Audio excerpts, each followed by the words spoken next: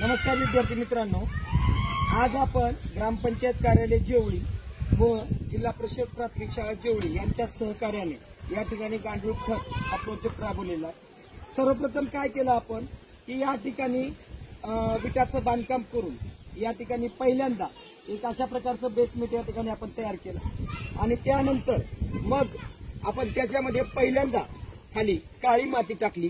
काळी माती टाकल्यानंतर 2 नंबरला या ठिकाणी शेण टाकलं। त्याच्यानंतर त्यामध्ये पालापाचोळा व इतर विघटन होणारे पदार्थ टाकले।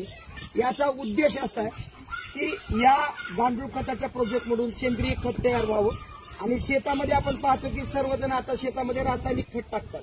त्यामुळे काय व्हायला लागले, आपल्या सगळ्या अन्नामध्ये विष निर्मिती होते आणि हे विष आपल्या शरीरामध्ये चालल्यामुळे आपल्याला अनेक रोगाचा प्रादुर्भाव व्हायला लागलेला आहे आणि त्यामुळे त्या नवीन पिढीला त्या सेंद्रिय खताची निर्मिती करण्यासाठी प्रोत्साहन द्यावं यासाठी आपल्या शाळेमध्ये हा एक प्रोजेक्ट आपण या ठिकाणी राबवलेला आहे। मग याचा उद्देश काय मूळ की आपल्या शाळेमध्ये जे झाडांपासून पानं गळतात किंवा जे विघटन होणारे पदार्थ आपल्या शाळेमध्ये तयार होतात हे सर्व पदार्थ या गांडूळ खत प्रोजेक्टमध्ये या ठिकाणी कुजवायचे आणि त्यापासून सेंद्रिय खताची निर्मिती करायची आणि हे खत आपल्या शाळेतल्या बागेला, आपल्या शाळेतल्या झाडांना किंवा आपल्या परिसरामध्ये जर कुणी चांगल्या प्रकारची बाग करते त्यांना हे खत आपल्याला पुरवायचं। तर याचा मुख्य उद्देश आहे की रासायनिक खतामुळे हवेमध्येही प्रदूषण होतं, पण सेंद्रिय खतामुळे तसं हवेमध्ये प्रदूषण होत नाही आणि त्यामुळं आपल्या विद्यार्थ्यांना किंवा या भावी पिढीला एक चांगल्या प्रकारचं दर्जेदार अन्न मिळावं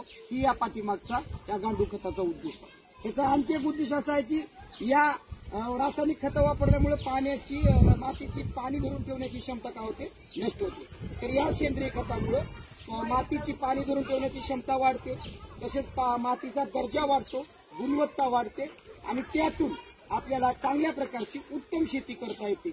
आपल्या परिसरामध्ये अनेक लोकांनी या माध्यमातून शेती करावी यासाठी हा प्रोजेक्ट ग्रामपंचायत व शाळेच्या सहकार्याने या ठिकाणी राबवलेला आहे। या प्रोजेक्टला प्रोत्साहन देण्यासाठी आपल्या शाळेच्या सन्माननीय मुख्याध्यापक पवार मॅडम, आपले मार्गदर्शक शिक्षक आदरणीय पवार सर, आमचे मित्र किरण सर व सगळ्या विद्यार्थी मित्रांनी या ठिकाणी अनमोल साथ दिली आणि हा कचरा विघटन होण्यासाठी यापासून खत निर्मिती होण्यासाठी 15 ते 20 दिवस लागतात।